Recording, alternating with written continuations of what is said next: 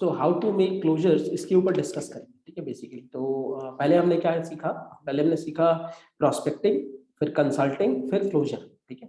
तो बेसिकली तीन चीज होता है, प्रोस्पेक्टिंग होता है, कंसल्टिंग होता है और फिर क्लोजर्स होते हैं। प्रोस्पेक्टिंग में आपको बस देखना है कि कौन सी लीड पे मेहनत करना है, कंसल्टिंग में देखेंगे कि एक second, one second.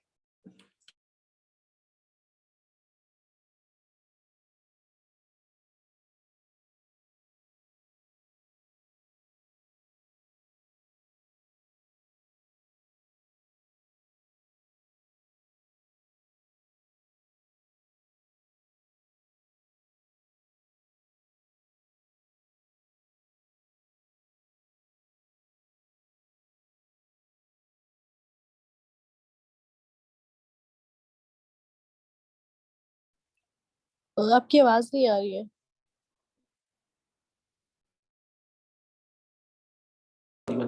Yes, so prospecting, welcome to the session, ठीक है। सो हमने क्या सीखा, तीन चीज सीखा, प्रोस्पेक्टिंग, कंसल्टिंग एंड क्लोजर्स। तो प्रोस्पेक्टिंग में हम डिसाइड करते थे कि कौन सी लीड पे मेहनत करना है, कौन सी लीड पे नहीं मेहनत करना है, ठीक है। तो हमारे एसक्यूएल क्या होते हैं, सेल्स क्वालिफाइड लीड क्या होते हैं। इसके साथ साथ कंसल्टिंग में हमने क्या सीखा कि हम कंसल्टेटिव सेल्स कैसे करेंगे उनके साथ, और कंसल्टेटिव सेल्स के थ्रू उनकी प्रॉब्लम को आइडेंटिफाई करके या गोल को आइडेंटिफाई करके अपने सॉल्यूशंस को कैसे मैच करेंगे और सॉल्यूशंस को कैसे पिच करेंगे। क्लोजर्स में क्या होता है, हम लोग सिर्फ पेमेंट मांगते हैं, फटाक से पेमेंट मांगते हैं। लीड हॉट हो गया, लीड जान गया हर चीज, लीड प्राइसिंग जान गया, लीड बेनिफिट भी जानता है, तो उसके बाद हम फटाक से क्या करते हैं, पेमेंट मांगते हैं। और फिर पेमेंट के बाद हम कुछ पैरामीटर्स या कुछ टेक्निक्स अपनाते हैं जिससे कि कस्टमर को थोड़ा सा फोमो क्रिएट हो, fear of missing out, customer को ना थोड़ा डराना है यहाँ पे। क्लोजर क्या होता है ना, आपको समझना है कि प्रोस्पेक्टिंग बहुत छोटा खेल है, मतलब बहुत छोटे टाइम के लिए होता है, तुरंत आपको आइडेंटिफाई करना है। कंसल्टिंग लॉन्ग चलता है, कंसल्टिंग में टाइम लगता है, ठीक है, it takes time.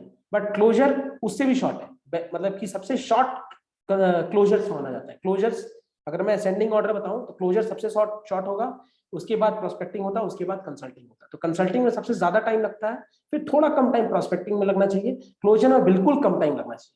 Closure should not take more than 1 और 2 कॉल्स, ठीक है, इससे ज्यादा नहीं लगना चाहिए।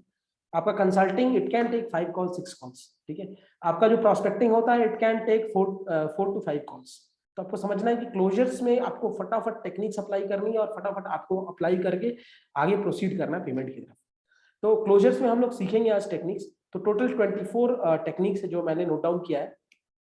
सो पहले आपको थोड़ा ओवरव्यू बताते हैं। ओवरव्यू में क्या है कि सिंपल सी बात है, क्लोजर में आपको क्या क्या करना है, आपको अर्जेंसी क्रिएट करनी है विद ऑफर्स, ऑफर के साथ।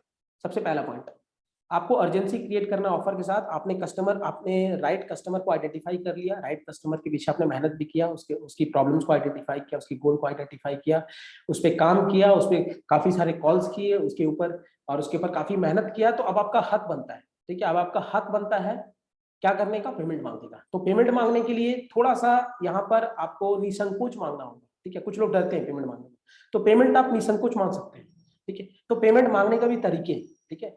कस्टमर को ऐसा फील नहीं होना चाहिए कि आपका जो मेन गोल है वो पेमेंट ही, कस्टमर आपका दो, मतलब it is a real fact कि आपका गोल तो पेमेंट ही होगा, ऑफ कोर्स ही बात है। बट कस्टमर को वो चीज खराब नहीं लगना चाहिए। कस्टमर को they should feel delighted while paying, ठीक है। If they are feeling burdened while paying, तो वो फिर हो सकता है कि वो स्विच कर जाए, ठीक है। तो कोई भी अगर बर्डन आपको फील होगा पेमेंट करने में, तो आप भी स्विच कर जाएंगे, ठीक है। तो बर्डन नहीं फील होना चाहिए उसके ऊपर। कहने का मतलब उसके दिमाग में वैल्यू प्रोपोजिशन बहुत बड़ा होना चाहिए, उसको ये फील होना चाहिए कि मैं जितना पे कर रहा हूँ उसका मुझे 4 गुना या 5 गुना या 10 गुना मुझे मिल रहा है। तो ये एहसास होगा ना, तो वो ऑफकोर्स ही बात है कि पेमेंट के लिए वो डिलाइटेड फील करेगा, ठीक है। तो आपको सिंपल सी बात समझना है, जनरेट अर्जेंसी, अर्जेंसी क्रिएट करनी है विथ ऑफर्स। तो अर्जेंसी क्रिएट करके क्या करेंगे, सिंपल है, आस्क, पेमेंट के लिए पूछना है। और पेमेंट के लिए जब तक आप पूछेंगे नहीं तब तक मिलेगा नहीं, ठीक है। तो आपको समझना है आस्क एंड रिसीव फॉर्मूला काम होता है। पहले आपको पूछना है, ठीक है, कि सर क्या कोई आपका और कोई डाउट है क्या, और कुछ आप जानना चाहेंगे इस प्रोडक्ट के बारे में, सर क्या मैंने आपका जो भी क्वेरीज है उसको रिजॉल्व किया, या फिर क्या आपके सारे ऑब्जेक्शंस को मैंने हैंडल ठीक से किया, या फिर आपका और कोई डाउट है, या फिर आपका और कोई क्वेश्चन है। तो आपको इस तरीके से पूछना है उसको, ठीक है ना, पूछना है, ताकि कस्टमर फाइनली बोल दे कि नहीं मेरा कोई डाउट नहीं है, मैं अभी संतुष्ट हूं, या मैं भी खुश हूं प्रोडक्ट को लेके। तो आपको फिर पूछना है कि सर हमारे और भी सारे कस्टमर्स पेमेंट कर रहे हैं नेट बैंकिंग से या इंटरनेट बैंकिंग से, तो आप किससे करना पसंद करेंगे? ठीक है, तो इस तरीके से आस्क एंड रिसीव फॉर्मूला होता है। जब तक आप पूछेंगे नहीं तब तक आपको मिलेगा नहीं। ठीक है, इतना इतना ये चीज आपको समझ। तो जब आप पेमेंट के लिए पूछेंगे ना, तो दो रास्ते होते हैं कस्टमर के पास। एक तो या तो पेमेंट कर देगा, बोलेगा ठीक है आप लिंक भेजो, या फिर आप खुद बोल सकते हैं कि ठीक है सर मैं लिंक भेज रही हूँ, आप उस पर पेमेंट कर दीजिए इमीडिएटली, बिकॉज वो लिंक बाद में डीएक्टिवेट हो जाएगा। अगर आप अभी पेमेंट करते हैं तो मैं आपके ऑफर्स विद ऑल डिस्काउंट्स मैं आज ही अभी के अभी लॉक कर दूंगी और आपको इनवॉइस बना के दे दूंगी। इस तरीके से बोल सकते हैं। या फिर पेमेंट, या फिर कस्टमर क्या करेगा, स्केप करने की कोशिश करेगा। तो स्केप करने का कोशिश करता है तो आपको क्या समझना है, आपको इमीडिएटली नेक्स्ट फॉलोअप के लिए बात करना है, डेट और टाइम, नेक्स्ट फॉलोअप क्या होना चाहिए। और कस्टमर से पूछिए कि रीजन क्या है, सर क्या दिक्कत आ रही है पेमेंट करने में, क्या प्रॉब्लम आ रही है। ठीक है, उसके पास पैसे नहीं है, या फिर अभी वो पे नहीं करना चाहता है, या अभी भी उसके मन में कुछ हेजिटेशन है, तो इस तरीके से आप पूछ सकते हैं। तो customers speaks reason for not paying. Always keep a range, हमेशा ना टाइम का एक रेंज पूछ लीजिए। ऐसा नहीं कि आप बोलेंगे सर मैं 12 बजे कॉल करूंगी या 1 बजे, नहीं, आप हमेशा पूछेंगे मैं 12 साढ़े 12 के बीच में कॉल करूंगी या 1 या 2:30 के बीच में कॉल कर लूंगी। इस तरीके से आप एक रेंज दे दीजिए ताकि आपको भी फ्लेक्सिबिलिटी मिल जाए कॉल करने का, तो आप भी उस टाइम में कभी भी कॉल कर सकते हैं। क्लियर है? तो हमेशा एक रेंज मांगा करिए कस्टमर से। कस्टमर के मूड को समझिए कि जब जिस टाइम वो पेमेंट कर रहा है कहीं वो परेशानी में तो नहीं है। ठीक है, कहीं वो हो सकता है कहीं बैंक में क्या बोलते हैं अपने कोई पर्सनल काम के साथ तो बिजी नहीं है, या फिर कहीं पार्टी में तो नहीं है, या फिर कहीं ड्राइव तो नहीं कर रहा है। तो उसका मूड समझना बहुत जरूरी है कि मूड क्या है, क्या वो हेजिटेट कर रहा है अभी भी, ठीक है ना, क्या वो कॉन्फिडेंट नहीं है प्रोडक्ट को लेके। तो उसका उसका पहले कॉन्फिडेंस के ऊपर काम करना है। ठीक है ना, हो सकता है उसको डाउट हो सकता है उसको लग रहा हो कि नहीं यार, हो सकता है ट्रस्ट का फैक्टर हो, ये भी हो सकता है। तो आपको कस्टमर का मूड को समझना होगा। हेजिटेंट नहीं होना चाहिए। अगर हेजिटेट करेगा तो वो दिक्कत करेगा या बहाने बनाएगा। उसके बाद अथॉरिटी के बारे में पूछ सकते हैं कि क्या वो रियली में डिसीजन मेकिंग अथॉरिटी है, या फिर कोई उसके साथ इन्फ्लुएंसर खड़ा है, या फिर कोई उसके मम्मी पापा या किसी और के साथ वो डिस्कस करना चाहता है। तो उसी टाइम इमीडिएटली आप उसका नंबर ले लें, जो भी उसका इन्फ्लुएंसर का नंबर है या डिसीजन मेकर का नंबर, या फिर कॉन्फ्रेंस में बात करने की कोशिश करें। तो इस तरीके से क्या होगा कि आप राइट डिसीजन मेकर तक पहुंचेंगे तो आपका क्लोज आसानी से हो जाएगा। फिर है हमेशा ऑल्टरनेट नंबर पूछिए। ठीक है, ऑल्टरनेट नंबर मतलब किसी इन्फ्लुएंसर का या कस्टमर का खुद का, कि अगर वो अवेलेबल नहीं है तो उसके अलावा उससे बात हो सके। ठीक है, तो हो सकता है उसके नंबर पे रिचार्ज ना हो किसी टाइम पे, तो हो सकता है दूसरे नंबर से बात कर सके। तो आस्क एन ऑल्टरनेट, हमेशा ऑल्टरनेट नंबर पूछिए, कस्टमर का भी साथ साथ कोई इन्फ्लुएंसर हो उसका भी। आस्क फॉर डाउट, अगर डाउट का बार बार पूछेंगे, ठीक है, तो सर अभी तो और कोई डाउट तो नहीं है ना आपको प्रोडक्ट को लेके, या फिर आपको और कुछ जानना है इसके बारे में, या फिर आपको कोई कंफ्यूजन है, या फिर आपको आपको कोई क्वेश्चन है अभी, इसका आप बहुत सारी चीज उसको अलग अलग तरीके से पूछिए, थोड़ा थोड़ा डिग डाउन करिए, डिग डीप। इससे क्या होगा ना, कस्टमर का हेजिटेशन खुलेगा। बिकॉज क्या होता है, कस्टमर कुछ कुछ लोग ना बोल नहीं पाते, थोड़ा सा इंट्रोवर्ट होते हैं, वो थोड़ा बोलने में थोड़ा डरते हैं कॉल पे। तो हो सकता है कि वो डरे थोड़ा सा कॉल पे, तो आप अगर थोड़ा खुल के उनके साथ कंफर्टेबल होंगे तो अपना हेजिटेशन शेयर करेंगे आपके साथ। ठीक है, फिर है ask for reference after payment. तो जैसे मान लीजिए अगर पेमेंट कर देता है, ठीक है, मान लीजिए अपने हेजिटेशन पूछ लिया और सारा कुछ सॉल्व कर दिया, अगर आपका कस्टमर पेमेंट कर देता है तो अपना अपना रेफरेंस पूछिए। रेफरेंस पूछने का भी एक तरीका है। आप ऐसे डायरेक्ट नहीं पूछेंगे कि सर कोई और किसी और का नाम सजेस्ट कर सकते हैं जो हमारे प्रोडक्ट खरीदेगा, इस तरीके से नहीं पूछेंगे। आप बोलेंगे सर सिंस आपने प्रोडक्ट खरीद लिया है, थैंक यू फॉर दिस, तो congratulation for being promoted to our बड़ा बिजनेस कम्युनिटी ऐप। तो आपको आप जैसे इस प्रोडक्ट को यूज करेंगे, यूज करने के बाद आपको बहुत अच्छा लगे, तो आप जैसे अपने अपने घर से या फिर अपने आस पड़ोस में किस किस का नाम रिकमेंड करेंगे, हमारे प्रोडक्ट को किस किस को रिकमेंड करना पसंद करेंगे। तो हो सकता है वो बोलेगा कि नहीं मैं अपने भाई को रिकमेंड करूंगा, या फिर किसी, तो जो वो नाम लेगा ना वही उसके रेफरेंसेस होते हैं बेसिकली। तो आप रेफरेंसेस को भी आप डायरेक्टली नहीं पूछेंगे, आप थोड़ा इनडायरेक्टली पूछेंगे। क्लियर? तो रिकमेंडेशन स्टाइल में कि आप किस किस को ये प्रोडक्ट रिकमेंड करना चाहेंगे। ठीक है, आप ऐसा नहीं बोलेंगे कि ये प्रोडक्ट और कौन कौन खरीद सकता है आपके नजर में, आपके नेटवर्क में, इस तरीके से नहीं बोलना, ये थोड़ा और तरीका लगता है। तो रिकमेंडेशन स्टाइल इसको बोलते हैं, रिकमेंडेशन स्टाइल में हमेशा पूछे। फिर है आस्क फॉर क्लैरिटी ऑन की मैसेज। तो जैसे मान लीजिए उस प्रोडक्ट जो भी प्रोडक्ट खरीदा है तो उसको हो सकता है उस पर क्लैरिटी ना हो, या फिर हो सकता है उसको और कोई डाउट हो, तो एक समराइज कर दीजिए कि उसको क्या क्या मिल रहा है उस प्रोडक्ट में, उस पूरे प्रोडक्ट में या उस पूरे पैकेज में। ठीक है, तो उसके बाद आप क्या कर सकते हैं कि जैसे अगर कस्टमर ने खरीद लिया तो कस्टमर को थोड़ा और ट्रस्ट हो जाए अच्छे से, ताकि वो रेफरेंस को अच्छे से दे पाए, तो आप उसको बोल सकते हैं सर ये मेरा नंबर आप सेव कर दीजिए, मैं आपसे हमेशा कनेक्टेड रहूंगी, कोई भी डाउट होगा या कोई भी दिक्कत होगी तो मैं आपको हमेशा सॉल्व करूंगी। तो यहाँ पर आप हमेशा 7004021172 वाला नंबर जो हमारा कस्टमर केयर नंबर है उसको आप दे सकते हैं। ठीक है, तो इंश्योर कर मतलब एक मैसेज लिख सकते हैं आप हमेशा, एक मैसेज, और इंश्योर कर सकते हैं कि वो सेव कर ले नंबर को, ठीक है। एक व्हाट्सएप मैसेज कर दीजिए या टेक्स्ट मैसेज कर दीजिए। तो this is how it regains trust after sale, ठीक है। तो क्या होता है कि वो हो सकता आपके साथ एक अच्छा रिलेशनशिप बना रहता है और आपको वो रेफरेंसेस भी अच्छे रिकमेंड करता रहेगा इन फ्यूचर, ठीक है। सो ये मैंने कुछ पॉइंट्स नोट डाउन किए थे जो काफी सारे कॉल्स में होते हैं, ठीक है, या फिर आते हैं, सिचुएशन आता है, ठीक है। तो यहाँ पर थोड़ा सा आपको वर्क करना होगा। इसके बाद मैं नेक्स्ट जाएंगे तो आप देखेंगे कि सबसे पहला जो टेक्निक है क्लोजर का वो होता है door on the face technique. इसको बोलते हैं डोर ऑन द फेस, मतलब सिंपल कस्टमर के मुंह पे दरवाजा मारना है। दरवाजा मारना मतलब कि आपको समझना है उसका तरीका है। दरवाजा मतलब कि सिंपल सी बात है कि नाउ और नेवर, ठीक है ना। तो आपको एक चीज समझना है, डिकॉय इफेक्ट क्या होता है। डिकॉय इफेक्ट क्या होता है, second weaker option can sometimes help people to close between two possibilities. तो आपको हमेशा क्या करना है, एक बहुत अच्छा प्रोडक्ट बहुत हाई प्राइस पे दिखाना है, ठीक है। और एक छोटा प्रोडक्ट कम दाम का प्रोडक्ट, मतलब बहुत वैल्यूएबल प्रोडक्ट कम दाम का प्रोडक्ट एक दिखाना है और कंपेयर करना है। तो आप हमेशा देखेंगे क्या होता है, जो आपको बेचना था, आपको बेसिकली बेचना था लो प्राइस वाला ही, ठीक है, और लो प्राइस वाला बिक भी जाएगा। तो डिकॉय इफेक्ट क्या होता है, सेकंड वीकर ऑप्शन, अगर मान लीजिए दूसरा वीकर ऑप्शन कोई भी हाई प्राइस या लो प्राइस, कोई भी दूसरा weaker option can sometimes help people to close between two possibilities. मतलब इसमें देखेंगे जो आपको बेचना था वो आपका बेचना आसान हो जाएगा। जैसे मैं एक एग्जांपल देता हूं कि आपको बहुत खराब फ्लैट, ठीक है, मान लीजिए रियल एस्टेट में बहुत ज्यादा प्रैक्टिस होता है।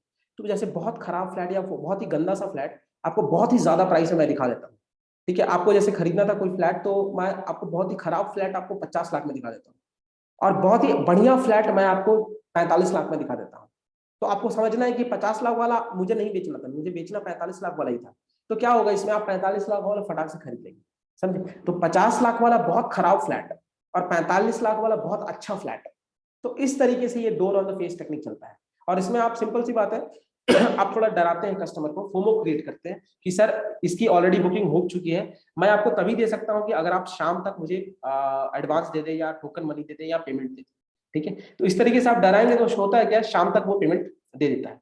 मोस्टली ये सब चीज कार इंडस्ट्री में होता है। तो सेकंड हैंड अगर आप कार खरीदने जाएंगे तो सेकंड हैंड कार में क्या होता है कि आपको बहुत ही खराब सा कार आपको बहुत ही हाई प्राइस में दिखाएगा, मतलब बोलेगा 4 लाख की कार है, और बहुत ही बढ़िया कार आपको 3.5 लाख में दिखाएगा और बोलेगा कि 3.5 लाख इसकी ऑलरेडी बुकिंग हो जाएगी, ठीक है, कल सुबह पार्टी पैसा लेके आ रहा है, अगर आप आज पैसा देते हैं तो ये आपका कार हो सकता है, नहीं तो फिर कल ये कार नहीं मिलेगा आपको। तो इस तरीके से वो डराते हैं, जैसे डराते हैं ना तो ये उसका कार बिक जाता है। क्लियर है। तो इसको समझना आपको डिकॉय इफेक्ट। उसको कस्टमर को लगता है यार इतना अच्छा डील मिल रहा है मुझे, इतना कम प्राइस पे, तो वो ना कंपेयर करता है, हाई प्राइस और लो प्राइस पे वाले से कंपेयर करता है, उसका क्वालिटी से कंपेयर करता है। तो उसके दिमाग में ना डिकॉय इफेक्ट क्रिएट होता है, जिसके कारण वो कंफ्यूज हो जाता है और वो खरीद लेता है, ठीक है। वो तुरंत आपको इमीडिएट पेमेंट करता है, डर से पेमेंट करता है, ठीक है। दूसरा जो इसमें ऑप्शन आता है door on the face technique में, वो आता है चॉइस मैनेजमेंट। तो आप हमेशा कपड़े दुकान पे जाएंगे, साड़ी देखने जाएंगे या फिर कोई भी जो अच्छे शॉप होते हैं, जो मैच्योर शॉप्स होते हैं, जैसे अगर आप छगनलाल में जाएंगे या फिर पीसी चंद्रा में जाएंगे ज्वेल्स में, तो आप देखेंगे वहां पे कि आपको हमेशा 3 ऑप्शन दिखाएंगे। अगर वो बढ़िया सेल्स पर्सन है ना, बहुत ही समझदार है ना, बहुत ही मैच्योर होगा, तो आपको हमेशा 3 ऑप्शन दिखाएगा। तो मैक्सिमम 3 दिखाने चाहिए कस्टमर के आगे आप बहुत सारे ऑप्शन खोल देंगे ना तो वो कंफ्यूज हो जाता है, ठीक है, उसके सामने उसको समझ नहीं आता क्या लूं क्या नहीं लूं। तो हमेशा 3 दिखाना है ऑप्शन ऑप्शन वो भी मैक्सिमम 3, हमेशा 2 ही दिखाइए, हाई प्राइस और लो प्राइस, सिंपल। ज्यादा से ज्यादा 3 दिखा सकते हैं, इससे ज्यादा नहीं। तो चॉइस मैनेजमेंट कस्टमर के लिए करना बहुत आसान है अगर 3 प्रोडक्ट है तो। अगर 3 से ज्यादा है तो चॉइस मैनेजमेंट करने में काफी दिक्कत होती है, कंफ्यूज हो जाता है कस्टमर, फिर नहीं खरीदता है या स्विच कर जाता है, दूसरे शॉप पे चला जाता है, ठीक है। तो आपको समझना है कि इसको बोलते हैं door on the face technique, कि आपको सिंपल सी बात है, आपको एक हाई प्राइस खराब सा प्रोडक्ट हाई प्राइस में दिखाना है और एक बहुत ही अच्छा प्रोडक्ट लो प्राइस में दिखाना है विद सोशल प्रूफ कि सर इन्होंने भी खरीदा है, इन्होंने भी खरीदा है। इस तरीके से आप बोलेंगे तो उसके दिमाग में जैसे डिकॉय इफेक्ट क्रिएट होगा तो डर क्रिएट होगा, जैसे डर क्रिएट होता है तो वो इमीडिएटली आपको टोकन मनी देता है, ठीक है। और आप उसमें डेडलाइन डाल देंगे कि सर आज के आज अगर पेमेंट करेंगे, ठीक है। तो ये एक तरीका होता है। फिर होता है scarcity close approach. Scarcity close approach में क्या होता है, इसमें ये एक तरीका है मतलब अर्जेंसी क्रिएट करने का। तो इसमें आप बेसिकली देखेंगे, आपको पहला लाइन समझना है, either you have a sense of urgency today और a sense of regret tomorrow. तो ये आपके लिए भी है और ये कस्टमर के लिए भी, ये हमारे कंसल्टेंट के लिए भी लाइन वैलिड है और कस्टमर्स के लिए भी। या तो आप अर्जेंसी आज क्रिएट कर लीजिए, नहीं तो कल के कल आप पछताएंगे, ठीक है। तो FOMO, fear of missing out, customer के दिमाग में फियर डालना है।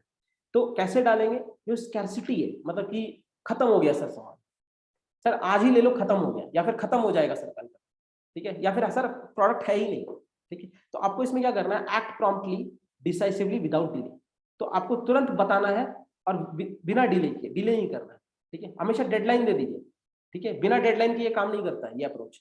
तो इसमें क्या करना, हमेशा डेडलाइन, सर कल के कल खत्म हो जाएगा, आज के आज खत्म हो जाएगा, ठीक है। देखते हैं ना, जितने भी गाड़ी में लिमिटेड एडिशंस लिखे होते हैं, लिमिटेड एडिशंस, लिमिटेड प्रोडक्ट, ये सारे इसी तरीके से भेजे जाते हैं, स्कैर्सिटी क्लोज अप्रोच। फिर होता है highlight the negative effect of not buying from. इसमें आप एक चीज क्या कर सकते हैं कि आप उसको थोड़ा सा नेगेटिव इफेक्ट क्रिएट करें कि सर अगर आप नहीं खरीदेंगे ना तो यही लॉस हो जाएगा, स्कैर्सिटी, ठीक है। तो highlight the negative effect of not buying from. फिर है जैसे कारपेट इंडस्ट्री में, मैं एग्जांपल दूंगा, कारपेट इंडस्ट्री और एफएमसीजी में काफी इस्तेमाल होता है। कारपेट इंडस्ट्री में क्या होता है, तो जैसे वैक्यूम क्लीनर सेल करना है उसको, ठीक है। तो वो डराता है क्या कस्टमर को कि देखिए सर सीजन भी आने वाला है, बारिश की सीजन आने वाली है, इतने टर्माइट्स, इतने बैक्टीरिया, इतनी चीजें होती हैं, अगर आप बढ़िया वैक्यूम क्लीनर नहीं लेंगे तो कल को आपके बच्चे सफर करेंगे बहुत सारे डिजीज से। तो इस तरह, और ये जो प्रोडक्ट है हमारा, ये प्रोडक्ट सिर्फ 4 ही पीस अवेलेबल है और इस प्राइस में, और इसके बाद मतलब कि परसों बाद या संडे के बाद इसके डबल हो जाएंगे प्राइस, या 50% इंक्रीज हो जाएगा, या 40% इंक्रीज हो जाएगा। तो इस तरीके से वो स्कैर्सिटी दिखाता है, ठीक है, और थोड़ा डराता है कि सर जो बैक्टीरिया है ना वो आपके परिवार के लिए अच्छा नहीं है, ठीक है। इस तरीके से उसको बहुत सारे नेगेटिव चीजें दिखाता है, ठीक है। एफएमसीजी में काफी इस्तेमाल होता है, ठीक है। एफएमसीजी में अगर आप देखेंगे तो जैसे प्रोडक्ट, जैसे टूथपेस्ट बिकता है या फिर बहुत सारे प्रोडक्ट्स होते हैं तो वो बिकते हैं, तो उसमें लिखा रहता है 20% extra, 20% extra with limited stocks. तो इस तरीके से एफएमसीजी में काफी यूज होता है स्कैर्सिटी क्लोज अप्रोच। तो इसमें कस्टमर को सिंपल डराना होता है, थोड़ा सा डेडलाइन लेके कि सर खत्म होने वाला है, बुकिंग बहुत ज्यादा है, मैं नहीं दे पाऊंगा प्रोडक्ट, लेकिन अगर आप आज के आज पेमेंट करेंगे तो मैं आज के आज आपका सीट लॉक कर सकता हूँ, ठीक है। फिर नेक्स्ट आता है नाउ और नेवर क्लोज अप्रोच। तो इस अप्रोच में क्या करते हैं, आप एक्स्ट्रा ऑफर देंगे लेकिन लिमिटेड टाइम के लिए। इसमें क्या करेंगे, मतलब जैसे जो जनरल डिस्काउंट चल रहा है वो तो चल ही रहा है, इसके साथ साथ आप अपने तरफ से कुछ डिस्काउंट दे सकते हैं। डिस्काउंट एक्चुअली पहले से आ रहा होगा बट आप कस्टमर को इस तरीके से बताएंगे, ठीक है, कि आपको मैं 1000 की एक्स्ट्रा डिस्काउंट दे सकती हूँ या 2000 की एक्स्ट्रा डिस्काउंट दे सकती हूँ, लेकिन आपको आज के आज पेमेंट करना होगा, ठीक है। आपको मैं एक्स्ट्रा ऑफर देने के लिए तैयार हूँ बट आपको आज के आज लॉक करना पड़ेगा। तो इसको बोलते हैं एक्स्ट्रा ऑफर लिमिटेड टाइम। तो नाउ और नेवर, मतलब सिंपल कस्टमर के साथ फाइनल करिए, फुल एंड फाइनल, उसके सामने ज्यादा मेहनत नहीं करना, आपने काफी मेहनत कर लिया, आपको कस्टमर बार बार लटका रहा है, बार बार दिक्कत कर रहा है, बार बार डिले कर रहा है, तो सिंपल सी बात है, थोड़ा सा गुस्सा करना है उससे, ठीक है, लेकिन प्यार से गुस्सा करना है। गुस्सा क्या करना है कि सर आज के आज आप अगर लेंगे तो मैं आपको कुछ एक्स्ट्रा ऑफर भी दे सकती हूँ, नहीं तो इसके बाद मैं आपको कभी कॉल नहीं करूंगी, ठीक है। तो इसको टेक अवे क्लोज अप्रोच बोलते हैं। थोड़ा सा उसको डराइए, सर देखिए अगर आप आज करते हैं ना तो आपका 50% पैसा बच जाता है, ठीक है। अगर आप यही चीज कल करेंगे तो आपको 50% एक्स्ट्रा लग जाएगा। या फिर आप ऐसे बोल सकते हैं कि सर आज के आज खरीदेंगे तो आपको 40 प्रोडक्ट मिलेंगे, कल खरीदेंगे तो यही मैं इसमें से आपको 25 ले लूंगा। तो आपको थोड़ा टेक अवे क्लोज अप्रोच, थोड़ा सा आपको उसको डराना है। फिर है hard to get approach. Hard to get approach क्या करना है कि इसमें थोड़ा सा हार्ड बनना है कस्टमर से। हार्ड क्या बनना है, थोड़ा सा नाराज होना है कि सर आपको तो मैंने इतना कुछ बताया, आप डिसीजन ही नहीं लेते हैं, ठीक है। थोड़ा सा उसके सामने थोड़ा हार्ड बनना है, लेकिन उस हार्ड को भी कैसे बनना है, थोड़ा प्यार से हार्ड बनना है, ठीक है। ऐसा नहीं ईगो में नहीं लेना है उसको, ठीक है। Best time to close approach. Best time में क्या होता है कि सर उसको एहसास दिलाना है कस्टमर को कि सर ये आपका बेस्ट टाइम है अभी क्लोज करने का, ईयर एंडिंग है, आपका 50% भी में भी आ रहा है, और ये वुमेन्स डे था इस महीने में इसलिए हमने किया है। तो इस तरीके से आप उसको बहुत सारा चीज लगा सकते हैं, कर सकते हैं, ठीक है। आप ये भी बोल सकते हैं कि सर आपके घर में अगर वुमेन है तो उसके नाम पे आप ले लीजिए, ठीक है, ताकि आपको 50% डिस्काउंट मिल जाएगा। ऐसे आपको 50% डिस्काउंट नहीं है, इस तरीके से भी बोल सकते हैं। फिर है आपको extra benefit limited time scarcity approach. Limited edition sales जितने भी होते हैं ये इसी पे होते हैं, नाउ और नेवर पे। टेक अवे क्लोज अप्रोच, इसको टेक अवे क्लोज अप्रोच भी बोलते हैं। तो आपको बेसिकली समझना है नाउ और नेवर क्लोज अप्रोच में क्या है कि कस्टमर को बोलना है सर या तो आज ले लो या तो कभी, ठीक है। जैसे अगर आप फिल्टर खरीदने का और फिल्टर वो बोलता है कि आपको मैं 1500 एक्स्ट्रा डिस्काउंट दूंगा लेकिन अगर आप आज लॉक करेंगे तो, ठीक है, नहीं तो फिर कल से आपको नहीं मिलेगी, ठीक। तो इस तरीके से क्या होता है, कस्टमर को थोड़ा एक्स्ट्रा डिस्काउंट दिया जाता है लेकिन आपको इमीडिएट पेमेंट लेने के लिए, ठीक है, इमीडिएट पेमेंट लेने के लिए कुछ एक्स्ट्रा डिस्काउंट दे सकते हैं आप। वो डिस्काउंट एक्चुअली आप मतलब पेमेंट में जब आप बता रहे हैं तो उस तरीके से आप बताइए ताकि आप एक्स्ट्रा दे पाए, ठीक है। तो इसके बाद आप देखेंगे फ्लैश सेल। फ्लैश सेल क्या होता है, ये बेसिकली अमेजोन और फ्लिपकार्ट प्रैक्टिस करते हैं। और फ्लैश सेल में क्या होता है, बेसिक जो पर्पस होता है हमारा वॉल्यूम सेल के लिए, ये B2B में ज्यादा यूज होता है, ठीक है, B2B बिजनेस में। या फिर B2C में यूज होता है but mostly online retails.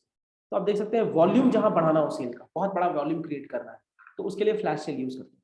Flash sale में क्या होता है, टाइम बाउंड होता है हमेशा, ठीक है। जैसे MI के फोन आते थे 12 बजे, जैसे ही 12 बजे बोलते थे कि 12 बजे फोन सेल होना स्टार्ट होगा, और जैसे ही बंदा क्लिक करता था 12 बजे, 12:01 में खत्म होगा। तो फ्लैश सेल में क्या होता है, थोड़ा कस्टमर को डराते हैं, ठीक है। उसमें भी वही होता है, स्कैर्सिटी क्रिएट करते हैं, थोड़ा सा स्कैर्सिटी उसके दिमाग में क्रिएट करते हैं। तो जब आपके पास ट्रैफिक बहुत आ जाती है ना, मतलब टाइम बाउंड होगा, लिमिटेड क्वांटिटी होगा, सिग्निफिकेंट डिस्काउंट, बहुत ज्यादा हैवी डिस्काउंट, ठीक है। तो इसमें क्या होता है, ये 3 होने से आप फ्लैश सेल बहुत आसानी से कर सकते हैं। तो ये हमारे लिए नहीं है, फ्लैश सेल हम लोग नहीं करते, ठीक है। तो इस तरीके से आप देख सकते हैं। फिर है इसके बाद pressure sales technique. Pressure sales technique में क्या है, थोड़ा सा कस्टमर को डराना है कि सर स्टॉक खत्म होने वाला है, या बुकिंग हो गई है, ठीक है, सीट नहीं है, ठीक है, फुल सीट फुल हो गई है, मैं नहीं कर सकता। जैसे लीडरशिप फनल प्रोग्राम में हम लोग प्रैक्टिस करते हैं कि सर सीट फुल हो गई है, ठीक है, अभी हम लोग कुछ नहीं कर सकते। फिर है this product is for those who understand our solution. Sir ये हमें प्रोडक्ट ना सबको बेचते ही नहीं, ये प्रोडक्ट हम सबको देते ही नहीं है, ये प्रोडक्ट उनको देते हैं जो पूरा चीज समझते हैं, पूरा बेनिफिट समझते हैं, ये हम किसी को देते ही नहीं है। इस तरीके से आप बोल सकते हैं। फिर आप बोलते हैं सर पहले से ही सप्लाई डेफिशिएंट है, ठीक है, पहले से ही सर बुकिंग हो चुकी है, ठीक है, सीट फुल है, इस तरीके से बोल सकते हैं, सप्लाई डेफिशिएंट है, ठीक है। आइटम विड्रॉ, ठीक है, आइटम विड्रॉ में सर अगर आप आज अगर ले लेते हैं तो ठीक है, नहीं तो मैं कुछ आइटम इसमें से कल निकाल दूंगा, ठीक है, या फिर कुछ ऑफर्स आपको नहीं मिलेंगे, ठीक है। प्राइस हाइक, सर कल के कल प्राइस बढ़ने वाला है, आज अगर 12 बजे के पहले पहले पेमेंट करते हैं, 12 बजे भी नहीं, क्योंकि लोन कराने में प्रोसेस लगेगा, मुझे 5 बजे के पहले अगर पेमेंट करते हैं तो ठीक है, नहीं तो प्राइस कल से बढ़ जाएगा। तो इस तरीके से आप बोल सकते हैं। थोड़ा प्रेशर में आ जाता है कस्टमर, कस्टमर प्रेशर में आता है ना, तो वो पैसा कहीं ना कहीं से अरेंज करता है, ठीक है। तो ये कुछ कुछ तरीके हैं। ये जो सप्लाई डेफिशिएंट है ना, ये काफी वेंडर्स लोग यूज करते हैं, जितने भी मैन्युफैक्चरिंग कंपनी के जो वेंडर्स होते हैं वो लोग यूज करते हैं, ठीक है। तो उसमें क्या होता है, बोलते हैं कि जो सप्लाई है सप्लाई चेन से ही गड़बड़ है, सप्लाई नहीं आ रहा है, तो इसलिए हम लोग दे नहीं पा रहे हैं। तो इस तरीके से वो लोग बहाने करते हैं। फिर है कंडीशनल नेगोशिएशन। कंडीशनल नेगोशिएशन में क्या है, आप कस्टमर के साथ कंडीशनल नेगोशिएशन क्रिएट कर सकते हैं। कैसे, जैसे इम्पल्स नेगोशिएशन। इम्पल्स नेगोशिएशन में क्या होता है कि आप जैसे कस्टमर को, सिंपल सी बात है कि आप कस्टमर को कुछ एक्स्ट्रा ऑफर या कुछ ऐसा आप उसको ईगो में ले आए कस्टमर को, ताकि उसको हम लोग बोलते हैं raise the pulse and close the deal, ठीक है, raise the pulse and close the deal. तो सिंपल सी बात समझना है कि कस्टमर को थोड़ा सा हॉट करना है, कस्टमर को थोड़ा सा पूरा वैल्यू क्रिएट करना है, कस्टमर को थोड़ा सा उसको बोलते हैं चने की झाड़ पे चढ़ाना है, ठीक है, कस्टमर को थोड़ा सा ऊपर करना है, और उसके बाद सीधा बोलना है कि सर अगर आप आज करते हो तो ठीक है, नहीं तो फिर कल से नहीं। तो हमेशा कंडीशनल नेगोशिएशन में ना एक्सप्लॉइट नहीं करना है कस्टमर को, कंडीशनल नेगोशिएशन में हमेशा विन विन सिचुएशन क्रिएट करना है, ठीक है। जिसमें कि आप देख सकते हैं raise the pulse and close the deal. Simple सी बात है, कस्टमर को इंपल्सिवली डिसाइड करने पे मजबूर करना है कि आप इंपल्सिवली डिसाइड करें, ठीक है। मतलब जैसे आप बोल सकते हैं कि सर आप खरीद ही नहीं सकते प्रोडक्ट, ठीक है, मतलब ये सारे काफी रेपो मिलने के बाद हो सकता है, ठीक है। या फिर सर आप हमेशा इंक्वायरी करते हैं, या फिर मैं आपको हमेशा सपोर्ट करती हैं, बट आप डिसीजन ही ले सकते सर, आप डिसीजन ले ही नहीं सकते, ठीक है। तो इस तरीके से थोड़ा कस्टमर ने ईगो में आता है, कंडीशनल नेगोशिएशन होता है। फिर don't exploit and create a win win situation. If I will you, customer को हमेशा ये चीज देखना है, मैं आपको 1000 रुपए डिस्काउंट दूंगा, क्या आप अभी पेमेंट करेंगे, ठीक है। कस्टमर से ये पहले निकलवा लीजिए कि वो पेमेंट करेगा तो ही आप डिस्काउंट, नहीं तो नहीं देंगे, ठीक है। तो इफ आई विल यू, इसको बोलते हैं क्लोज अप्रोच, ठीक है। If I will you close approach, तो इसमें लिखता है कि I commit to give extra if you buy. मैं आपको एक्स्ट्रा देने के लिए तैयार हूं, लेकिन अगर आप खरीदोगे तब मैं दूंगा, नहीं तो नहीं दूंगा, ठीक है। अगर मैं रेट पूछने के लिए नहीं दूंगा, ठीक है, मैं प्राइस पूछने के लिए नहीं दूंगा, ठीक है। You should be willing to walk away. The best way to show that you are willing to walk away is by walking. तो कभी कभी क्या होता है, जो कस्टमर्स है उनको कभी कभी आप फोन काट भी दीजिए, ठीक है, कभी कभी आप ऐसे बोल भी दीजिए कि सर आप नहीं खरीदोगे, छोड़ो मैं बाद में बात करती हूँ, मेरे पास और भी कॉल्स, ठीक है। तो थोड़ा सा आपको दिखाना है कि आप भी बिजी हैं, ठीक है, थोड़ा सा, बिकॉज देखिए ये कंसल्टेटिव सेल्स है, ये नॉर्मल सेल्स नहीं है, ठीक है। थोड़ा सा इसमें एटीट्यूड पुश करना है, ठीक है, लेकिन एटीट्यूड तभी पुश करेंगे जब आपका रेपो अच्छा हो, ठीक है, रेपो अच्छा होना चाहिए कस्टमर के साथ। तो you should be willing to walk away, ठीक है, मतलब बोलना चाहिए ठीक है सर, बाकी काफी सारे कॉल्स आ रहे हैं मुझे, ठीक है, बुकिंग के लिए मैं बिजी हूँ, ठीक है, अगर आप इंटरेस्टेड हैं तो आप मुझे मैसेज कर दीजिए, इस तरीके से भी बोल सकते हैं, ठीक है। तो इससे क्या होता है, कंडीशनल नेगोशिएशन क्रिएट होता है, कंडीशन क्रिएट करते हैं आप कस्टमर के बीच में कि अगर मैं करूंगा, मैं डिस्काउंट देने के लिए तैयार हूँ, क्या आप खरीदेंगे अभी तुरंत, ठीक है। फिर है रेपो बिल्डिंग। रेपो बिल्डिंग में क्या होता है, एक NLP होती है, न्यूरो लिंग्विस्टिक प्रोग्राम, ये ब्रेन का एक फंक्शन है, न्यूरो लिंग्विस्टिक प्रोग्राम। इसमें क्या होता है, मतलब जब आप लॉजिकली अगर आप देखेंगे, मतलब न्यूरॉन्स में कुछ कुछ सिग्नल्स होते हैं, जिसमें क्या होता है कि कुछ कुछ हमने बिहेवियर्स नोट डाउन किए हैं कि जैसा आप रिपीट करेंगे ना, कस्टमर को वो डिलाइटफुल फील कराता है। तो इसमें क्या होता है, पेसिंग एंड लीडिंग, मतलब कस्टमर के साथ आप पेस करिए। जैसे कस्टमर बोलता है कुछ प्रॉब्लम, तो आप बोलिए ठीक है सर, समझ रहा हूँ मैं, अच्छा ठीक है, अच्छा है, बिल्कुल। तो इस तरीके से आप बोलेंगे ना कुछ कुछ वर्ड्स, तो उसको अच्छा लगता है, उसको लगता है कि आप सुन रहे हैं, उसको लगता है कि yes someone is paying attention to his words, तो उसको उसको अच्छा फील होता है, ठीक है। तो पेसिंग एंड लीडिंग इसको बोलते हैं। Mirroring and matching, mirroring and matching में क्या है कि उसके वर्ड्स को कुछ रिपीट करिए। मतलब जैसे जैसे वो बोलता है कि मैं बहुत परेशान था, तो आप बोलिए बिल्कुल मैं समझ सकता हूँ सर आपकी परेशानी, ठीक है। तो इस तरीके से आप क्या होगा ना कि आप mirroring and matching, mirroring and matching, तो उससे क्या होता है ना, उसके ब्रेन में ना थोड़ा डिलाइटफुल इफेक्ट क्रिएट होता है। तो मिररिंग एंड मैचिंग क्रिएट कर रहा हूँ। फिर है parroting and paraphrasing, parroting and paraphrasing में उसके वर्ड्स को रिपीट करिए। जैसे वो बोलता है कि जैसे जैसे कुछ भी, जैसे कि आपने जैसे मेरे बिजनेस में मैंने काफी पैसे कमाए, ठीक है। तो इस तरीके से तो अब बोलता है हाँ सर मैं समझ सकता हूँ कि आपने काफी पैसे कमाए होंगे, ठीक है। तो क्योंकि आप बहुत दिनों से काम कर रहे हैं या फिर आपकी फैमिली बिजनेस, तो ऑफ कोर्स ही बात है। तो कुछ लोग जैसे इगोइस्टिकली कुछ कुछ प्राउडफुली लोग बताते हैं, तो उसको हम लोग पैराफ्रेज करेंगे ना, तो उनको अच्छा फील होता है, ठीक है।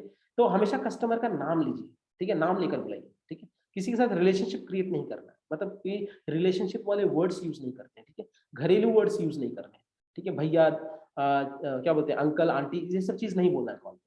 पैरेटिंग पैराफ्रेजिंग में एक चीज ख्याल रखना है आपको कि कस्टमर के राइट वर्ड्स को पैरेट करें। मतलब कि जैसे बोलता है कि जैसे क्या बोलते हैं, जो जैसे मम्मी होती हैं बच्चे को मारती हैं, बच्चे को डांटती है, तो बोलते हैं कि बहुत बदमाश हो गया है।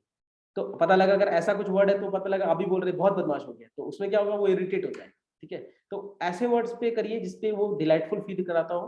तो इसको थोड़ा सा इंटेलिजेंटली करना होगा। ये जो तीन चीज मैंने बताया, pacing and leading, mirroring and matching, parroting and paraphrasing, इस चीज को ना थोड़ा सा इंटेलिजेंटली करना होता है, मतलब हर वर्ड्स पे आप नहीं कर सकते, ठीक है।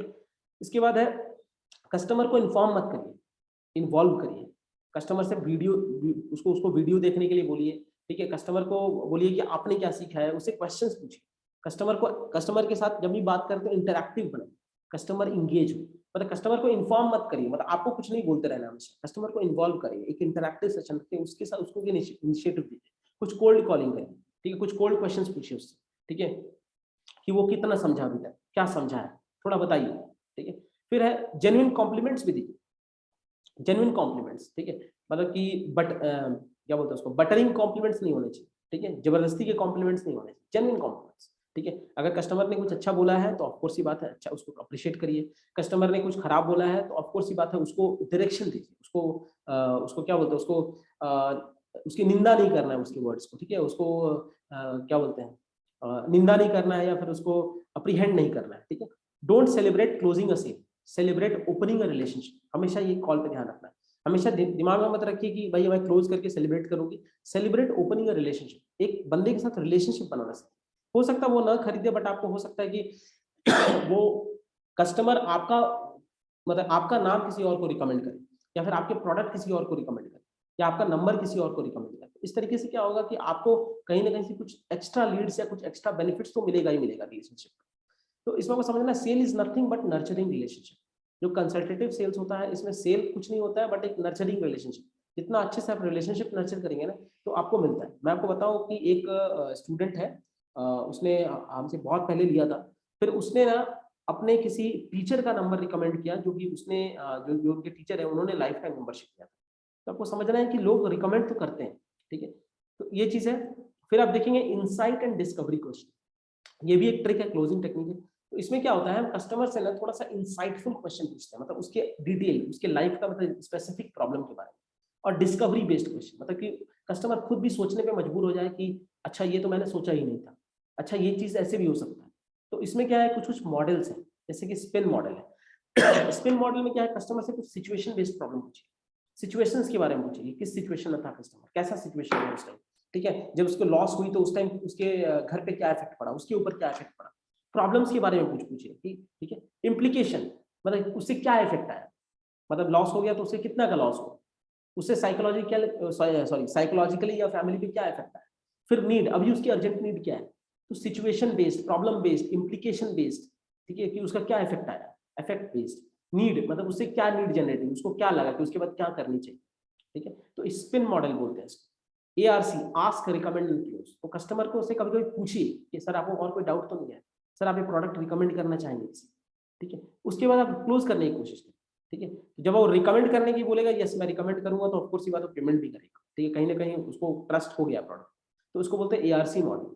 फिर होता है पास फ्रेमवर्क, प्रॉब्लम एजिटेशन सोल्यूशन, मतलब उसके प्रॉब्लम को ना थोड़ा एजिटेट करिए, थोड़ा बड़ा करो, उसको प्रॉब्लम को ना थोड़ा बड़ा करके दिखाना है। जैसे उसने बोला कि सर मेरा बहुत सारा पैसा मार्केट में फंसा हुआ, तो बोलता अच्छा पैसा फंसा हुआ है आपका, कितना पैसा फंसा हुआ लगभग, अच्छा 50 लाख फंसा हुआ है, तो अगर 50 लाख रिकवर नहीं हुआ तो क्या हो जाएगा, ठीक है, अच्छा ताला लग जाएगा, कितने दिनों में ताला लग जाएगा, अच्छा 6 महीने में ताला लग जाएगा। तो इस तरीके से आप पूछेंगे ना, थोड़ा एजिटेट करिए, उसके प्रॉब्लम को बड़ा करिए, उसी के वर्ड्स को यूज करें, प्रॉब्लम को उसका बड़ा करना है, उसके बाद सोल्यूशन देना है, ठीक है, और सोल्यूशन का प्राइस बहुत छोटा होगा, बहुत छोटा, ठीक है। तो आपको समझना है, इसको बोलते हैं पास फ्रेमवर्क। फिर होता है ग्रो मॉडल, गोल रियलिटी ऑप्शंस वे फॉरवर्ड, मतलब कि गोल, कस्टमर के गोल को समझिए, वो अभी कहाँ है, ऑप्शन क्या क्या है उसके पास, ठीक है, और क्या क्या ऑप्शन है, अगर वो नहीं करता है तो और क्या क्या ऑप्शन, या फिर उस प्रॉब्लम को सॉल्व करने के उसने क्या क्या सोचा है, वे फॉरवर्ड, आगे क्या करेगा वो, खुद का क्या सोल्यूशन है उसका, ठीक है। तो इस तरीके से आप ग्रो मॉडल यूज कर सकते हैं। CROPA, current reality, outcome expected, purpose, action, जैसे एरो हमने डिस्कस किया था उसी के ऊपर है। जैसे कस्टमर का करंट रियलिटी क्या है, current reality based situation question पूछ सकते हैं। आउटकम क्या एक्सपेक्ट करना चाहता है, अगर वो उसका प्रॉब्लम अगर मैंने सॉल्व कर दिया, उसका गोल को मैंने अचीव करवा दिया उससे, तो उसका क्या आउटकम, तो उसको कैसा फील हो, कैसा लगेगा उसको उस टाइम, उसका पर्पस क्या है, क्यों करना चाहता है वो प्रॉब्लम सॉल्व, ठीक है, एक्शन क्या क्या एक्शन लेगा वो, ठीक है, कितना पेमेंट कर सकता है, क्या एक्शन ले सकता है उसके लिए।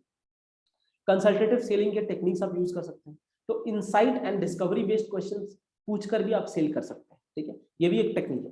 फिर है ट्रस्ट सिग्नल। ट्रस्ट सिग्नल में क्या है, आपको समझना है कि एक, जैसे मैं एक एग्जांपल देता हूं कि जैसे जो ट्रस्ट है, ट्रस्ट से क्या होता है ना, स्पीड आता है, जितना ज्यादा ट्रस्ट होगा ना उतना जल्दी जल्दी आप क्लोज कर पाएंगे, उतना जल्दी जल्दी सेल कर पाएंगे। तो जैसे अगर एप्पल का फोन है, मैं एप्पल के बारे में डिस्कस करूंगा कि सपोज कि आपको, आप जैसे कहीं भी बाहर जा रहे हैं और आपको फुटपाथ पे कोई एप्पल का फोन दे रहा है, ठीक है, 1 लाख का फोन है, आपको 20,000 में दे रहा है चार्जर के साथ, तो आप खरीद लेंगे क्या, कैन यू टेल मी। आप उस बंदे को नहीं जानते हैं, ठीक है, वो आपको वारंटी कार्ड भी दे रहा है, सब कुछ दे रहा है, एवरीथिंग इज प्रोवाइडिंग, उसके घर में कुछ मुसीबत है इसकी वजह से वो सेल कर रहा है, तो क्या वो आप खरीद लेंगे, आपको लगता है आप खरीद लेंगे, can you answer me. Yes Hiba ma'am, are you there. Yes, yes. आप खरीद लेंगे,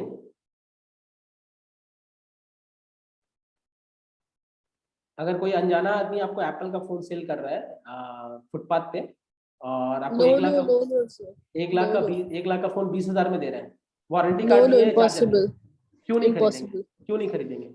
Obviously कि क्योंकि we know the brand value of that product, और कोई भी ऐसे street पे if the person is selling which is not possible, so I definitely will not buy. Okay, actually इसको मैं एक वर्ड में बोलूं तो ट्रस्ट इशू है, बेसिकली आप उस बंदे को जानते नहीं है, Yeah. रेपो नहीं है, तो ट्रस्ट नहीं है, इजंट इट। अगर यही सिचुएशन में मैं बोलता हूँ कि अगर अमिताभ बच्चन, सपोज अमिताभ बच्चन का सिचुएशन खराब हो गया, सपोज, ठीक है, आप अमिताभ बच्चन को जानती हैं, अमिताभ बच्चन का सिचुएशन खराब हो गया लाइफ, ठीक है, अब वो आपको Mm-hmm. 1 लाख का फोन 50,000 में दे रहा है, ठीक है ना, बोल रहा है कि मेरा फोन खरीद लो, ठीक है, कुछ कुछ सिचुएशन है, तो क्या आप खरीदेंगे। Yes, I can think of buying.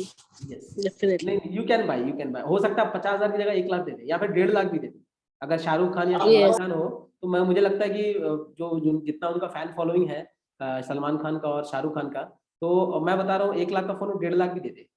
Clear है, कल को अगर ऐसा सिचुएशन ना आए, मैं एक्सपेक्ट नहीं कर रहा हूँ कि ऐसा आए, बट अगर ऐसा होता है तो लोग खरीदेंगे, ऐसी बात नहीं, ठीक है। तो it all depends on trust, ठीक है, अगर ट्रस्ट है ना, बिकॉज आपको अमिताभ बच्चन पे ट्रस्ट है, या शाहरुख खान पे ट्रस्ट है, या सलमान खान पे ट्रस्ट है कि know they will not cheat, तो आपको समझना है कि ट्रस्ट सिग्नल बहुत इंपॉर्टेंट है, आप अपनी तरफ से ट्रस्ट सिग्नल जरूर दिखाइए। कस्टमर को ट्रस्ट सिग्नल नहीं होगा ना, थोड़ा सा भी, जैसे अभी आपने बताया कि वो सिचुएशन हो गया कॉल्स पे, तो उसके वजह से कस्टमर इज डिनाइंग, ठीक है, तो ट्रस्ट सिग्नल बहुत बहुत इंपॉर्टेंट है। तो ट्रस्ट से क्या होता है ना, स्पीड आती है, trust and speed are directly proportional. Trust ensure fast decision, trust से क्या होता है ना, कस्टमर जल्दी डिसाइड करता है, नहीं तो वो हिचकिचाता है, हेजिटेट करता है, ठीक है, और वो क्या है ना, ट्रस्ट फैक्टर को ना कोई बोल नहीं सकता या बयान नहीं कर सकता कि मैं यहाँ पे ट्रस्ट नहीं करता, ये कोई बोलेगा नहीं आपको, ठीक है, वो हेजिटेट करेगा या वो बहाने भरेगा। पर्सन, ट्रस्ट किस पे आती है बेसिकली, या तो पर्सन पे आ सकता है, कंपनी पे आ सकता है, या प्रोडक्ट पे आ सकता है। तो पर्सन, कंपनी या प्रोडक्ट, तो इसके टेस्टिमोनियल वीडियोस भी हैं, मैंने आपको शेयर किया, वो भी भेज सकते हैं आप। कम्युनिकेशन को हमेशा स्ट्रांग रखिए, ठीक है, कम्युनिकेशन को हमेशा अच्छा स्ट्रांग रखिए, जितने भी आप एक्सप्लेन कर रहे हो कस्टमर से विलिंगली आप पूछिए कि आपको समझ आया क्या, ठीक है। फिर है थिंक मॉडल बोलते हैं उसको। थिंक मॉडल आप यूज कर सकते हैं ट्रस्ट लाने के लिए। थिंक में क्या है, जो भी बोलिए आप ट्रू बोलिए, हेल्पफुल रहिए नेचर में, इंस्पायरिंग, हमेशा इंस्पायर करिए कस्टमर को ताकि कस्टमर सुने आपके कॉल पे, ठीक है, आपके बारे में। नेसेसरी, ठीक है, हमेशा नेसेसरी टॉक करिए, ठीक है, नेसेसरी टॉक, और काइंड रहिए कॉल पे, ठीक है, हमेशा बी काइंड, ठीक है, बी काइंड, जितना भी नेसेसरी बात करें नेसेसरी बात करिए। तो true, helpful, inspiring, necessary, kind, इससे क्या होता है ना, थोड़ा ट्रस्ट वैल्यू आता है अगर इस मॉडल को अगर आप प्रैक्टिस करते हैं।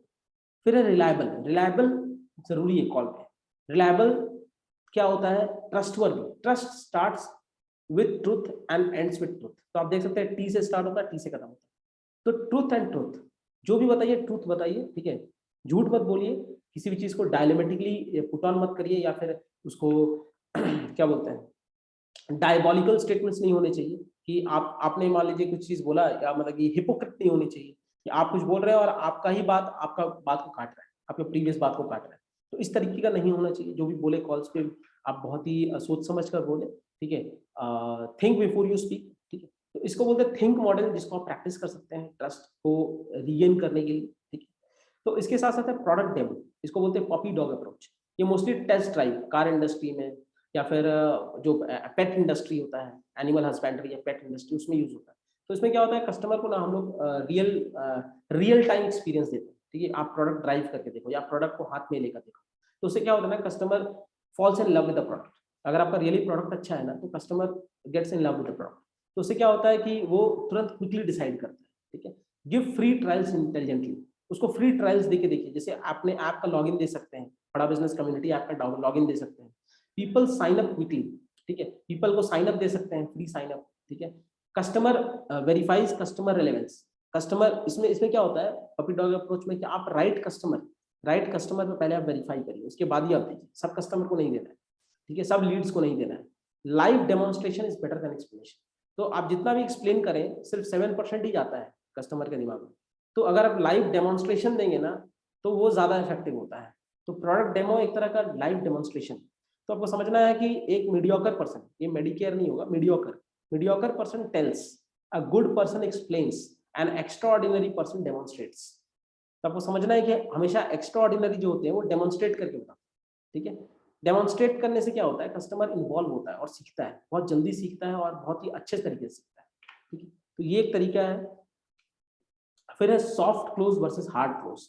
तो इसमें आप सॉफ्ट क्लोज में देख सकते हैं। सॉफ्ट क्लोज में सिंपल आप कस्टमर से पूछते हैं, थोड़ा सॉफ्टली पूछेंगे, सर क्या आप और जानना चाहेंगे। Soft close. तो इसमें क्या आता है ना, आप मतलब सॉफ्ट क्लोज तभी आप करें जब आप ऑब्जेक्शंस, जैसे कस्टमर के जितने भी ऑब्जेक्शंस आते हैं आप लिस्ट डाउन करें, कि जैसे हाई प्राइस का एक ऑब्जेक्शन आता है, फिर उसके बाद मतलब जैसे उसको प्रोडक्ट के बारे में समझ नहीं आता, उसका एक ऑब्जेक्शन आता है, या फिर लीड्स के बारे में ऑब्जेक्शन आता है कि लीड्स कहाँ से लाएं। तो आप क्या करें ना, जितने भी ऑब्जेक्शंस हैं ना, उसको आप पहले ही अपने वर्ड्स में बोल दें। तो क्या होगा ना, उसका कस्टमर को बाद में पूछेगा ही नहीं ऑब्जेक्शन, बिकॉज वो बातों बातों में क्लियर भी हो जाएगा उसका ऑब्जेक्शन। तो आप बातों बातों में जब आप प्रोडक्ट एक्सप्लेन कर रहे हैं ना, बेनिफिट एक्सप्लेन कर रहे हैं, वैल्यू क्रिएट कर रहे हैं, उसी टाइम आप सारे ऑब्जेक्शंस के आंसर देते जाए उसको। तो उसके दिमाग में क्या होगा ना, कि ऑब्जेक्शन पूछने के पहले अगर आंसर आ जाएगा ना, तो वो आसानी से कंफर्टेबल होगा और वो सीरियस भी हो जाएगा प्रोडक्ट को लेकर, और पेमेंट करने के लिए भी जल्दी सोचेगा, क्योंकि ही कैन क्लियर डिसाइड, ठीक है। तो इसको बोलते हैं सॉफ्ट क्लोज अप्रोच। बेसिकली ये इलेक्ट्रॉनिक अप्लायंस इंडस्ट्रीज में यूज होता है, ठीक है। इलेक्ट्रॉनिक अप्लायंस इंडस्ट्री में आप देखेंगे कि जैसे अगर आपको नहीं पता है कस्टमर के ऑब्जेक्शन क्या हो सकते हैं, कोई नया प्रोडक्ट है, तो उसमें ये बेसिकली यूज होता है, ठीक है। सॉफ्ट क्लोज अप्रोच, जिसमें कि कस्टमर से हम पूछेंगे कि और जानना चाहेंगे, तो उससे क्या होता है, उसका इंटरेस्ट पता लगता है, या फिर उसका तो कुछ ओपिनियन पूछिए, ठीक है। जैसे आप लिख सकते हैं कि ask opinion of not sure objection. अगर आप ऑब्जेक्शन के बारे में श्योर नहीं, जैसे मान लीजिए आपने 5-7 ऑब्जेक्शन लिख लिए, आप श्योर नहीं कि क्या ऑब्जेक्शन पूछेगा, या कस्टमर बहुत ही ज्यादा मतलब कि बोलने वाला में से है, या फिर बहुत ज्यादा क्वेश्चनेबल है, तो उसका क्या करिए कि आप ओपिनियन पहले पूछ लीजिए, आप क्या सोचते हैं इसके बारे में, इस प्रोडक्ट के बारे में आप क्या सोचते हैं, आपका क्या अंदाज है, आपको कैसा प्रोडक्ट चाहिए, ठीक है, आपका क्या जरूरत है। इस तरीके से आप ओपिनियन थोड़ा पूछेंगे ना, तो आप अच्छे से ऑब्जेक्शन को डिसाइड कर पाएंगे, और जब आप बेनिफिट और वैल्यू क्रिएट कर रहे हैं, उसी टाइम आप सारे ऑब्जेक्शन के आंसर दें, तो उससे क्या होगा कि बाद में कस्टमर का ऑब्जेक्शन उठेगा नहीं, ठीक है। तो आप मतलब कस्टमर पहले से वो रिलायबल हो जाएगा, ट्रस्टवर्दी हो जाएगा। फिर होता है हार्ड क्लोज। हार्ड क्लोज क्या होता है, basically accounting technique. Hard close में क्या होता है, सिंपल आप क्या करते हैं, hard close hard stop. Simple बोलते हैं कि सर हमारे पास सिर्फ 5 ही स्टॉक बचे हैं, ठीक है। अगर आप क्लोज करते हैं तो ही आपको ये मिलेगा प्रोडक्ट, नहीं तो नहीं मिलेगा, ठीक है। अगर आप जितना डिले करेंगे हो सकता है 10 मिनट या 5 मिनट या 1 घंटे में प्रोडक्ट खत्म हो जाए या सीट बुक हो जाए। तो हार्ड क्लोज एक तरह का अकाउंटिंग टेक्निक है, ठीक है, इस तरीके से समझ सकते हैं आप। फिर है killing objection approach. Killing objection approach में क्या होता है, expensive low quality brand issue. तो जैसे 3 ऑब्जेक्शन बेसिकली आते हैं, ठीक है, जो जनरल इंडस्ट्री में देखा गया है। पहले तो कस्टमर हर इंडस्ट्री में बोलता है कि महंगा है, हर industry, general objection in anything, जितने जितने भी चीजें दुनिया में बिक रही हैं, मतलब एक सुई से लेकर एरोप्लेन तक, ठीक है। अगर सुई भी बंदा खरीदने जाता है ना, तो सुई का प्राइस क्या है अगर पूछते हैं तो बोलता है 5 रुपये, बोलता है महंगा है, ठीक है। अगर एरोप्लेन खरीदने जा रहा है उसमें भी बोलता है महंगा है। तो एक्सपेंसिव हर चीज में कस्टमर का एक जनरल ऑब्जेक्शन कि महंगा है, ठीक है। लो क्वालिटी, ये एक सेकंड टाइप का इशू है जो आता है। तीसरा है ब्रांड इशू, कि भाई ब्रांड ठीक नहीं है या सर्विस ठीक नहीं है। तो opinion before pitching the product. तो बिफोर पिचिंग ना, अगर आप इन तीनों के बारे में अगर आपको ज्यादा डिटेल नहीं पता है तो आप कस्टमर से ना थोड़ा ओपिनियन पूछें, इस तरह आपको कैसा प्रोडक्ट चाहिए या फिर किस तरह का आप प्रोडक्ट सोच रहे हैं अपने दिमाग में, ठीक है। कि जैसे कपड़े इंडस्ट्री में होता है, जैसे कितना बजट है सर आपका, या फिर किस तरह का प्रोडक्ट आप चाहते हैं, ठीक है। तो इस तरीके से नेक्स्ट स्टेप क्लोज अप्रोच। तो आप इसमें क्या होगा कि जैसे ही आप सारे ओपिनियन अगर आपने पूछ लिया और सारा आपको पता लग गया, और जब आप जैसे जितने भी ऑब्जेक्शंस हैं आप उनको किल कर दिए, मतलब अपने बातों में पहले किल कर दिए, उससे क्या होगा, नेक्स्ट स्टेप आपका बहुत ही आसान हो जाएगा क्लोज करने के लिए। इसलिए बोलते हैं नेक्स्ट स्टेप क्लोज अप्रोच। इसमें एक मॉडल यूज कर सकते हैं आप, लायर मॉडल। लायर मॉडल में क्या है, listen, acknowledge, identify objection, reverse objection. तो पहले आप सुनिए, एक्नॉलेज करिए, फिर आइडेंटिफाई करिए क्या क्या ऑब्जेक्शन है, और उस सारे ऑब्जेक्शन को रिवर्स करिए, ठीक है। रिवर्स कैसे करेंगे, जैसे एक्सपेंसिव है, एक्सपेंसिव का per day per hour cost निकाल लीजिए, उसके बाद उससे उसके मिसलेनियस एक्सपेंसेस से कंपेयर कर लीजिए, तो उसका एक्सपेंसिव का जो ऑब्जेक्शन होता है वो खत्म होता है, ठीक है। लो क्वालिटी का आप कंपेयर करके दिखा दीजिए अपने यूएसपी से, अपना यूएसपी निकाल कर दिखा दीजिए, किसी भी कॉम्पिटिशन से कंपेयर करा दीजिए आप, तो इससे हो जाएगा, क्लियर है। ब्रांड इशू भी क्रिएट हो सकता है, ब्रांड इशू के लिए आप अपने टेस्टिमोनियल्स भेज सकते हैं, वीडियोस। तो कहने का मतलब आइडेंटिफाई करिए ऑब्जेक्शन, फिर रिवर्स कर दीजिए, जितने भी ऑब्जेक्शन है उसको उल्टा कर दीजिए, मतलब ऑब्जेक्शन उल्टा हो जाएगा, मतलब आपका प्रोडक्ट बढ़िया है, ठीक है। उसको बोलते हैं liar model, LIAR, listen, acknowledge, identify objection, reverse objection, ठीक है। फिर है 70-30 अप्रोच। 70-30 अप्रोच में क्या है, sales person is learning how to win their agreement. तो आपको समझना है 70% कस्टमर बोलता है, 30% सेल्समैन बोलता है, या 30% कंसल्टेंट बोलता है। तो जैसे कि आपको समझना है कि जब आप बोलेंगे ना तो आप अपना ही व्यू बोल रहे होंगे, लेकिन जब आप सुनेंगे ना तो आप कस्टमर का व्यू बोल सकते हैं। तो आपको समझना है sales person is learning how to win their agreement. जितना कस्टमर को सुनेंगे ना तो आपको अब उसके बातों बातों में पता लग जाएगा कि आप उस कॉन्वर्सेशन को कैसे जीत सकते हैं, ठीक है।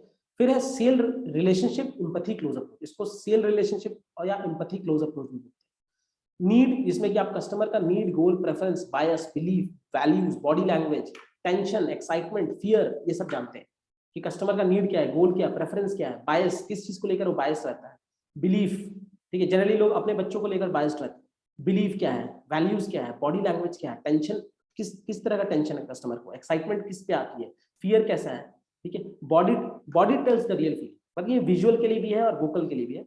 It is no longer about interrupting, pitching and closing, it is about listening, diagnosing and prescribing. तो आपको समझना है कंसल्टेटिव सेल्स कैसा होता है, लिसनिंग, डायग्नोसिंग एंड प्रेस्क्राइबिंग, आपको प्रेस्क्राइब करना है, ठीक है। इंटरप्टिंग, पिचिंग एंड क्लोजिंग नहीं होता, क्लियर। तो इस तरीके से आप समझ सकते हैं। फिर है summary close approach. Summary close approach में क्या होता है, आप सिंपल फीचर, जो फीचर किसको बोलते हैं, टेक्निकल स्पेसिफिकेशन बेसिकली प्रोडक्ट का, एडवांटेज, मतलब उस टेक्निकल स्पेसिफिकेशन का एडवांटेज क्या है, कस्टमर के लाइफ में क्या चेंजेस आए, ठीक है, और बेनिफिट, इसको कंपेयर करते हैं आप। तो how it is better from competition, ये दिखाते हैं आप, ठीक है। समरी में मतलब सिंपल सी बात है, सारे फीचर्स को आप लिस्ट डाउन कर देते हैं, उसके बेनिफिट्स को बताते हैं, उसका कस्टमर के लाइफ में प्रभाव क्या पड़ेगा या फिर क्या इफेक्ट आएगा, क्या पॉजिटिविटी आएगी। तो how it is better from competition, क्या क्या चीज उसको कॉम्पिटिटर के पास नहीं मिलेगा, ठीक है। Benefit, positive feeling that relieves customer. तो आपको बेनिफिट क्या है, बेनिफिट को कैसे दिखाना है या कैसे प्रदर्शित करना है कि आप उसको एक अच्छे फीलिंग के माध्यम से दिखाएं, ताकि कस्टमर को ना एक feel good experience, simple benefit को एक फील गुड एक्सपीरियंस। जैसे कि जैसे एक पेन है, तो पेन में क्या है, जैसे अगर मान लीजिए वो पेन है कि लॉन्ग लास्टिंग पेन है, मतलब बहुत आप मतलब कि बहुत आपको मतलब कंफर्टेबल होता है लिखने में, सपोज मतलब बहुत अच्छा ग्रिप है, तो आप उसको ऐसा बोल सकते हैं कि सर अगर आप ये पेन यूज करेंगे ना तो आपका जो फिंगर है वो कभी पेन नहीं करेगा, ठीक है, इस तरीके से बोल सकते हैं। फिर उसको बोल सकते हैं कि सर ये पेन इतना चलता है कि इसमें 10 पेन का कॉस्ट आ जाता है, तो इस तरीके से बोलेंगे तो समझ में आएगा, अच्छा इतना सस्ता है, क्लियर है। तो उसको थोड़ा सा फील गुड एक्सपीरियंस क्रिएट कराना है, ठीक है, तो इसको बोलते हैं समरी क्लोज अप्रोच। फिर है hard to get close approach. Hard to get close approach में क्या है, स्टॉप कॉलिंग द कस्टमर, थोड़ा सा नखड़ा करना है यहाँ पे, स्टॉप कॉलिंग द कस्टमर, थोड़ा सा गुस्से में फोन रख लेना, ठीक है। Best time to close approach, मतलब उसको कस्टमर को पूरा चीज बता दीजिए कि सर यही समय है, अगर आप ब्लॉक करते हैं तो ठीक है, नहीं तो आप बहुत बड़ा लॉस क्रिएट करेंगे अपने life. Trigger event of prospect life, कोई भी एक ट्रिगर करिए उसके, जैसे जब रेपो बिल्डिंग करते हैं, जब उसके बारे में डिस्कस करते हैं, तो आपको कस्टमर के साथ जब आप बहुत सारे कॉल्स पे रहते हैं तो आपको पता लगता है कि कोई ना कोई इवेंट या उसके लाइफ का कोई ना कोई सिनेरियो, या फिर जैसे हो सकता है रिटायरमेंट प्लानिंग या फिर चाइल्ड गोल प्लानिंग, तो इस तरीके का कुछ ना कुछ एक इवेंट को ट्रिगर करिए प्रॉस्पेक्ट का लाइफ।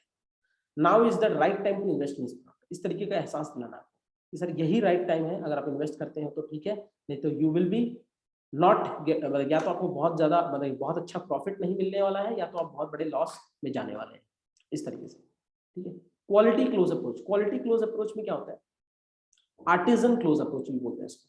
एक्सप्लेन प्रोडक्ट आर्टिस्टिकली, तो इसमें एक चीज आपको ध्यान रखना है, क्वालिटी क्लोज अप्रोच में बेसिकली अगर आप जैसे एक एग्जांपल दूंगा मैं, अगर आप कश्मीर गए होंगे, मैं कश्मीर गया हूँ, तो कश्मीर में अगर आप जाएंगे वहाँ पे आपको पश्मीना पश्मीना का शॉल होता है, तो वो शॉल बहुत कॉस्टली होता है, मतलब 10,000 से स्टार्ट होता है। तो जब आप खरीदने जाएंगे ना, तो मतलब कि वहाँ पर जितने भी शॉल्स होते हैं ना, वो सबको एक ही नाम बोलते हैं, मतलब थोड़ा झूठ भी बोलते हैं कश्मीर में लोग। तो क्या होता है कि वो 500 का भी शॉल को ना 10,000 में बेचते हैं। तो वो ऐसे तरीके से बताएंगे ना कि सर इसका जो कारीगर है ना, 3-3 दिन तक वो बिनाई करता है, ठीक है, मतलब वो इतना आर्टिस्टिकली चीजों को बताएंगे ना कि इतना मेहनत करता है, एक सुई में 3 धागा लेकर लपेटता है, मतलब वो पता नहीं ऐसे बोलते हैं, मैं तो कि मैंने मतलब पर्सनली फील किया वहां पर जाकर, तो मतलब इतना अच्छे से बोलेंगे ना, आपको लगेगा कि रियली में पश्मीना है, और यही मतलब this is the only unique product, ठीक है, इसके जैसा और कोई प्रोडक्ट है ही नहीं मार्केट में, जबकि आपको पता लगेगा कि इसके 500 कॉपी और भी है, ठीक है। तो वो इस तरीके से बोलेंगे कि आपको बहुत अच्छा लगेगा, तो इसको बोलते हैं आर्टिजन क्लोज अप्रोच, मतलब कि जो कारीगर होता है उसकी बहुत तारीफ करते हैं, ठीक है। तो इसके बाद आता है, हमेशा ना कारीगर के स्किल के बारे में तारीफ करेंगे, या आर्ट के बारे में, या एबिलिटी के बारे में, ठीक है। तो इस तरीके प्रोडक्ट के बारे में एकदम तारीफ नहीं करते, ठीक है, बस स्किल के बारे में, आर्ट के बारे में, एबिलिटी के बारे में। तो इससे भी क्या होता है ना, कस्टमर खरीद लेते हैं, ठीक है, कस्टमर को अच्छा लगता है कि अच्छा यही यूनिक प्रोडक्ट है, मतलब this is the only one. तो कस्टमर को थोड़ा इगोइस्टिकली, मतलब ईगो में वो लेता है कस्टमर, यस मेरे पास बहुत ही यूनिक प्रोडक्ट है, ठीक है। मतलब जैसे कुछ कुछ लोग होते हैं कि माई अलमीरा is from Spain, my tiles is from Italy, तो उसको थोड़ा सा फील गुड एक्सपीरियंस लगता है, ठीक है, थोड़ा बोस्ट कर पाता है, तो उसको बोलते हैं क्वालिटी क्लोज अप्रोच से। मतलब जितने भी आप देखेंगे, जितने बड़े बड़े महंगे महंगे चीज होती है, खासकर मतलब जितने महंगे महंगे पर्सेस होते हैं, या फिर लेडीज पर्स होती है, या फिर कार्स होते हैं, मोस्टली उसी पे बिकते हैं, क्वालिटी क्लोज अप्रोच, ठीक है। सो इस तरीके से आप देख सकते हैं। इसके बाद है आफ्टू।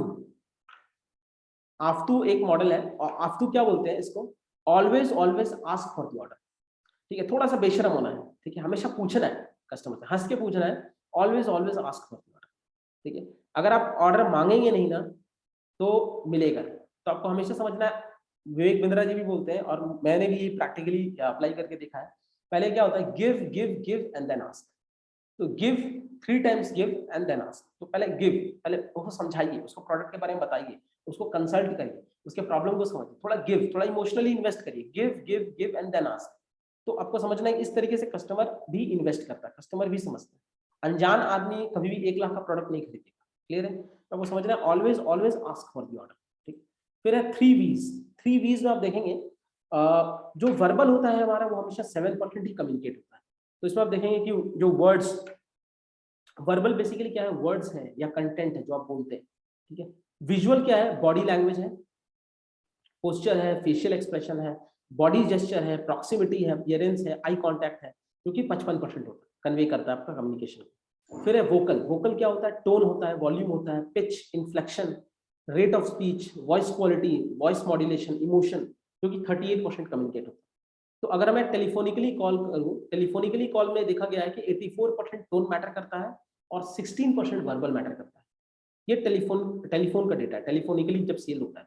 तो it is not just what we say, जिसको वर्बल बोलते हैं, it is how we say, how do we look when we say, ठीक है। तो आपको समझना है it is how we say, content वही होता है, लेकिन एक सेल्समैन उसको ऐसा तरीके से बोलेगा कि वो बेच लेगा, और एक सेल्समैन वो ऐसा तरीके से बोलेगा कि उससे नहीं बिकेगा। तो आपको समझना है कि it is how we say, that is what it is known as say, मतलब ये स्किल, ठीक है। तो आज शाम की एक ट्रेनिंग है जिसमें 5 बजे है, तो उसमें मैं आपको बताऊंगा कि know your self, know your self में आप कैसे, मतलब कि क्या क्या स्किल आप बिल्ड कर सकते हैं, अपने स्ट्रेंथ वीकनेस को मतलब स्ट्रेंथ वीकनेस पर कैसे काम कर सकते हैं, ताकि आप एक अच्छा कंसल्टेंट या अच्छा मतलब सेल कर पाए। क्लियर है? तो 3 V's अप्रोच भी बहुत इंपॉर्टेंट है, जिसमें कि आपको टोन पे 84% ध्यान देना है और 16% वर्बल पे ध्यान देना है, ठीक है। तो इस तरीके से देख सकते हैं। फिर है लैंडमाइन अप्रोच। लैंडमाइन अप्रोच क्या होता है, अपने प्रोडक्ट का ना कोई भी एक कॉम्पिटिटिव एडवांटेज, कोई भी एक यूनिक फीचर, कोई भी एक यूएसपी कस्टमर के ना दिमाग में डाल दीजिए, बातों बातों बातों बातों में डालना है। मतलब जैसे ही आप बात खत्म कर रहे हैं, बातों बातों में डाल दीजिए। जैसे हमारे में डाल सकते हैं कि सर बिलियनर प्रोफेसर से, जो कि आपको किसी के यहाँ नहीं मिलेगा, ठीक है। फिर आप डाल सकते हैं कि सर जो हमारा एप्लीकेशन है, हमारे एप्लीकेशन के साथ बड़ा बिजनेस का कम्युनिटी भी है, जिसमें आप अपना मतलब कि बिजनेस को फेमस कर सकते हैं, आप अपने फॉलोअर्स बढ़ा सकते हैं, आप अपने लिए इन्वेस्टमेंट ला सकते हैं, ठीक है, फंड रेज कर सकते हैं। हमारे जो बड़ा बिजनेस कम्युनिटी है उसमें इन्वेस्टर्स भी आते हैं, ठीक है, जिसमें कि अगर कोई बंदा बिजनेस के लिए पैसा चाहता है तो उस कम्युनिटी ऐप से अप्रोच करके राइट इन्वेस्टर तक पहुंच के, जो भी इंटरेस्टेड है। तो हमारा जो बड़ा बिजनेस का बेसिकली काम है एक प्लेटफॉर्म लाना, किसके लिए, इन्वेस्टर के लिए और बिजनेसमैन के लिए। तो अगर किसी को इन्वेस्टर चाहिए तो वो बड़ा बिजनेस कम्युनिटी आप पे ढूंढ सकते हैं। तो ये कहीं आपको नहीं मिलेगा, उतने ही बजट, ठीक है, और वो भी घर बैठे, आपको कहीं जाने की जरूरत। तो आपको समझना है कि प्रोडक्ट कॉम्पिटिटिव एडवांटेज, एक कोई भी एक कॉम्पिटिटिव एडवांटेज उठाइए, कोई भी एक डिफरेंशियल एडवांटेज प्रोडक्ट का उठाइए, ऐसा यूनिक सेलिंग पॉइंट जो कि कंपटीशन के पास ना हो, और वो बातों बातों में कस्टमर के दिमाग पे छोड़े। तो उसमें क्या होता है ना, कस्टमर घर जाता रहेगा ना, कस्टमर आपका मतलब कि टेबल छोड़कर जाएगा, तो उसका दिमाग में ना वो फटता रहेगा कि अरे यार ये भी मिल रहा है, अरे यार ये भी मिल रहा है, ये तो यहाँ नहीं मिल रहा है, ये यहाँ नहीं मिल रहा है। तो कहने का मतलब उसके दिमाग में फटेगा ना, तो एक ना एक दिन घूम के आएगा वापस, ठीक है। तो इस तरीके से कर सकते हैं। फिर है फोकस ऑन विफिम। विफिम क्या होता है, what's in it for me. तो जनरली लोग ना बात करते हैं कि मेरे लिए क्या फायदा है, मेरे लिए क्या है इसमें, मतलब मुझे क्या मिलेगा, ठीक है, जनरली लोग सोचेंगे। तो कस्टमर के लिए हमेशा सोचे कि कस्टमर को क्या मिलेगा, what's in it for me. Customer ये आपसे पूछ रहा है कि कस्टमर तभी इंटरेस्टेड होगा जब आप विफिम शीट भराएंगे कस्टमर से। तो विफिम शीट क्या होता है कि कस्टमर के लिए क्या क्या फायदा है उसके बारे में बात करें। फायदे, कस्टमर का फायदा, अपना नहीं, कस्टमर का फायदा। लोग जनरली फायदे के बारे में सुनना चाहते हैं आपका, कि मेरा फायदा क्या है, पैसे के मामले में सुनना चाहते हैं कि मुझे कितना पैसे मिलने वाले हैं, या मुझे इससे क्या फायदा होगा, मुझे इससे कितने पैसे मिलेंगे आगे। तो इस तरीके से वो सुनेंगे। तो आपको समझना है कि उनके विफिम शीट को आप समझिए। विफिम शीट जो होता है कि कस्टमर को ऐसा क्या सुनने में मजबूर कर देगा, वो फायदे वाली बात है, ठीक है। फिर इस तरीके से देख सकते हैं, my name is sweeter to me than honey. तो आपको समझना है कस्टमर को कभी भी ना नाम से बोलेंगे। तो थिंक रिलेशनशिप नॉट ट्रांजेक्शन, ठीक है। रिलेशनशिप सेल्स मॉडल, इसको रिलेशनशिप सेल्स मॉडल ही बोलते हैं। इसमें क्या होता है, कस्टमर का नाम जब आप नाम रिपीट करते हैं ना, तो कस्टमर को लगता है कि उसको डिलाइटफुल एक्सपीरियंस होता है। तो कस्टमर ना बार बार इंटरेस्टेड होता है आपसे बात करने, ठीक है। और कस्टमर हमेशा एक फील गुड एक्सपीरियंस लेकर जाता है कॉल पे, ठीक है। तो उससे क्या होता है कि क्लोजर के चांसेस बढ़ जाते हैं। फिर है AIDA sales technique. AIDA sales technique क्या होता है, सिंपल सा आपको समझना है, एलिवेटर सेल्स पिच इसको बोलते हैं, एलिवेटर सेल्स पिच। जैसे कि मान लीजिए कि सपोज आपको एक कस्टमर मिल गया, एक लीड मिल गया लिफ्ट पे, और आपको सेल करना है, और आपके पास सिर्फ 60 सेकंड है। तो आप 60 सेकंड में ऐसा क्या बोलेंगे ताकि वो, मतलब ग्राउंड फ्लोर पे जब आपने चढ़ा तो वो लीड था, जब आप टॉप फ्लोर पे पहुंचे तो वो कस्टमर बन गया। तो इसको ऐसा बोलते हैं। जैसे कि आप, अगर आप ऐसा भी समझ सकते हैं कि सपोज आप बिजनेस रन कर रहे हैं, और ग्राउंड फ्लोर पे जैसे ही घुसे ताज होटल में, आपको रतन टाटा मिल गए, और 60 सेकंड है, जैसे टॉप फ्लोर पे पहुंचे, रतन टाटा 5th फ्लोर पे उतर जाएंगे, आपको भी 5th फ्लोर पे उतरना है। तो 5th फ्लोर में, ग्राउंड फ्लोर से 5th फ्लोर जाने में 60 सेकंड लगते हैं। तो 60 सेकंड में ऐसा क्या बोलेंगे ताकि रतन टाटा को आप इंप्रेस कर लें, और रतन टाटा को आप इन्वेस्टर के रूप में आप मतलब कि उनको एक्सेप्ट करें, ठीक है। तो आपको समझना है, एलिवेटर सेल्स पिच बोलते हैं इसको, या फिर इंपल्सिव मार्केटिंग। इसके लिए आपको क्या करना है, आपको 4 चीज समझना है। A for attention, I for interest, D for Dzire, action. तो अटेंशन, ऐसा कुछ बोलिए कि जैसे इन्वेस्टर का या बंदे का अटेंशन आप ग्रैब कर लीजिए कॉल पे।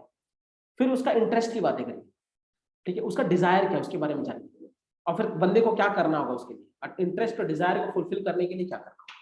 तो सबसे पहला स्टेप है बंदे का अटेंशन ग्रैब करिए। अटेंशन ग्रैब करिए, इंटरेस्ट और डिजायर के बारे में बताइए, आपका इंटरेस्ट और डिजायर, कस्टमर का इंटरेस्ट और डिजायर क्या है, और कस्टमर को उसके लिए क्या क्या करना होगा, मतलब क्या खरीदना होगा, क्या नहीं करना होगा, ठीक है।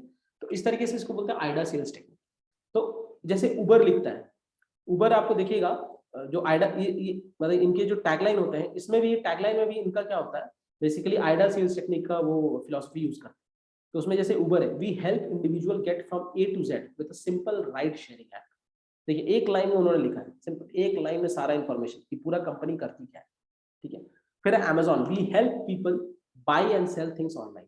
तो इसमें देख सकते हैं कहीं भी सेल नहीं लिखा है, एक्चुअली वो लोग करते सेल है, ठीक है, वो लोग सेलिंग ही करते हैं, बट उन्होंने क्या लिखा है, हेल्प, ठीक है। तो ये चीज आपको समझ, जैसे फेसबुक है वो क्या करते हैं, we help individual stay connected and share their experience online, ठीक है। तो आपको समझना है हमेशा अटेंशन कैचर होना चाहिए, आपका जो भी वर्ड्स है अटेंशन कैचर होना चाहिए, मतलब it should be something like that generates curiosity in the customer, वो क्यूरियोसिटी जनरेट करना चाहिए। फिर ट्रस्ट वैल्यू को बिल्ड करें, ठीक है, ट्रस्टेबल हो और वैल्यू क्रिएट करेंगे, सामने वाले के लिए वैल्यू क्रिएट करेंगे, जितना ज्यादा वैल्यू क्रिएट करेंगे ना तो वो सामने वाला सुनेगा और इंटरेस्ट, ठीक है। बट इसको करने के लिए आपको प्रैक्टिस करना होगा, थोड़ा प्रैक्टिस क्या है, इसके लिए रोल प्ले करना होगा, आप मेरे साथ कर सकते हैं रोल प्ले। फिर क्रिएट एंड वॉच वीडियोस, आप अपने वीडियोस क्रिएट करिए, वॉच करिए, देखिए उसको, सेल्फ इंटरनलाइज करिए, यूट्यूब पे भी बहुत सारे वीडियोस पड़े हैं, ठीक है, उसको देख सकते हैं आप। इसके ऊपर सेल्फ इंटरनलाइज प्रैक्टिस करना पड़ेगा इसके लिए। तो वर्ड्स में inspire but action create changes, तो आपको समझना है एक टेक्निक की, वर्ड्स में inspire but action create changes, action से कस्टमर खरीदेगा, वर्ड्स भले इंस्पायरिंग हो, उसको एक्शन मोड में लेके जा सकता है, बट आपको एक्शन तो करना पड़ेगा, ठीक है। तो ये चीज है आइडा सेल्स टेक्निक पे। फिर है सिली हिप्नोटिज्म। सिली हिप्नोटिज्म क्या होता है, ये एक टेक्निक है, इसमें क्या होता है, आप सिंपल है, S for story, I for instant, L for laughter and Y for yes, मतलब 5 यस। तो आपको क्या करना है, बेसिकली स्टोरी कुछ बताइए कस्टमर को, ऐसा कुछ स्टोरी बताइए कि instant laughter generate, instant laughter मतलब थोड़ा हंसी का माहौल जनरेट हो कॉल पे, ठीक है। कुछ भी आप स्टोरी बता सकते हैं, ठीक है, मतलब कि कुछ भी बोल सकते हैं कि जैसे कोई भी एक एग्जांपल बोल सकते हैं जिससे कि थोड़ा सा मतलब एक कॉमेडी हो, मतलब एक इंस्टेंट लाफ्टर क्रिएट हो, और उसके बाद ना 5 बार यस बुलवाने की कोशिश करिए, मतलब 5 ऐसे क्वेश्चन पूछिए, मतलब इजी क्वेश्चन जिसमें कि कस्टमर ने यस बोले। तो जैसे ही यस बोलेगा ना, 5 बार जैसे ही यस बोलेगा ना, तो उसके दिमाग में कंफ्यूजन क्रिएट होता है, उसको बोलते हैं सिली हिप्नोटिज्म। ये एक तरह का मतलब आप ऐसे सोच सकते हैं कि कुछ हार्मोन्स होते हैं जो ब्रेन में रिलीज होते हैं, तो कस्टमर को क्या लगता है कि अच्छा जो 6th क्वेश्चन होगा ना उसका भी आंसर यस होगा, क्लियर है। तो जैसे ही आप अगर बोलेंगे क्या आप प्रोडक्ट लेना चाहते हैं 6th क्वेश्चन, तो यस बोलेगा, तो कस्टमर फंस जाएगा, यस बोलेगा तो मतलब अब उसके बाद पेमेंट करेगा, क्लियर। तो इसको बोलते हैं सिली हिप्नोटिज्म, ये बहुत ही अच्छा टेक्निक है, विवेक बिंद्रा जी यूज करते हैं, ठीक है। तो इसमें सिंपल सा आपको समझना है कि स्टोरी क्रिएट करना है, कोई भी शॉर्ट स्टोरी, और ताकि इंस्टेंट लाफ्टर क्रिएट हो, ताकि माहौल थोड़ा हंसी का हो जाए, ठीक है, माहौल थोड़ा पॉजिटिविटी का हो जाए। उसके बाद 5 आसान क्वेश्चन पूछने हैं यस वाले, यस नो, तो यस यस बोलेगा आंसर, मतलब जिसमें आंसर वो कंपल्सिवली यस ही दे, ठीक है। उसके बाद 6th क्वेश्चन आप प्रोडक्ट के बारे में पूछे, क्या मेरा प्रोडक्ट अच्छा है, क्या ये प्रोडक्ट आप रिकमेंड करेंगे, क्या ये प्रोडक्ट खरीदना पसंद करेंगे, तो ऑफकोर्स ही बात है यस बोलेगा, क्लियर। तो इस तरीके से इसको बोलते हैं सिली हिप्नोटिज्म, बहुत ही ट्रिकी टेक्निक है, ये यूज करते हैं हम लोग, ये मोस्टली इंश्योरेंस वाले यूज करते हैं, ठीक है, जो खासकर ये LIC वाले नहीं मैं बोल रहा हूँ, इंश्योरेंस मतलब जैसे HSBC, जो बड़े बड़े कंपनीज हैं सॉरी MNCs के, जैसे HSBC हो गई, आपको वर्ल्ड बैंक हो गया, अमेरिकन बैंक हो गया, ये सब लोग यूज करते हैं अपने क्लाइंट को इम्प्रेस करने के लिए, ठीक है? इसके बाद है मिडिल वन अप्रोच, ये बहुत ही अच्छा टेक्निक है। मिडिल वन अप्रोच में क्या है आपको समझना है, इसको हम लोग स्टार सेलिंग अप्रोच भी बोलते हैं। स्टार सेलिंग अप्रोच में क्या है, मिडिल वन अप्रोच में आपको समझना है कि एक प्रोडक्ट हम बहुत महंगा दिखाते हैं, बोलते हैं सर ये प्रीमियम वाले लोगों के लिए, ये सब लोगों के लिए है ही नहीं, बहुत ही प्रीमियम दिखाते हैं ताकि कस्टमर के आउट ऑफ बजट चला जाए, ठीक है। फिर एक प्रोडक्ट हम दिखाते हैं बहुत ही गंदा प्रोडक्ट दिखाते हैं, कम दाम वाला बहुत ही गंदा प्रोडक्ट, और एक प्रोडक्ट हम दिखाते हैं जिसका कि प्राइस बीच में है, मतलब एवरेज में है, और एवरेज वाला जो प्राइस है उसका क्वालिटी लगभग एक्सपेंसिव से मैच करता है, नियर बाई एक्सपेंसिव से मैच करेगा, लेकिन प्राइस जो है नियर बाई चीप के आसपास, क्लियर है। मतलब एक है 50 रुपए का सामान, एक है 40 रुपए का सामान, और एक है 20 रुपए का सामान, ठीक है। तो ऑफकोर्स ही बात है ना, बंदा 40 वाला खरीद लेता है, आपको बेचना बेसिकली 40 वाला ही था, ठीक है।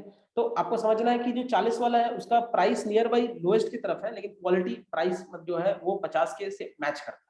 तो इसको बोलते हैं मिडिल वन अप्रोच, मतलब कस्टमर को ना 3 आइटम में देके कंफ्यूज कर दे, सर ये वाला मत लीजिए, बहुत महंगा है, ठीक है, और ये बिकता भी नहीं है ज्यादा।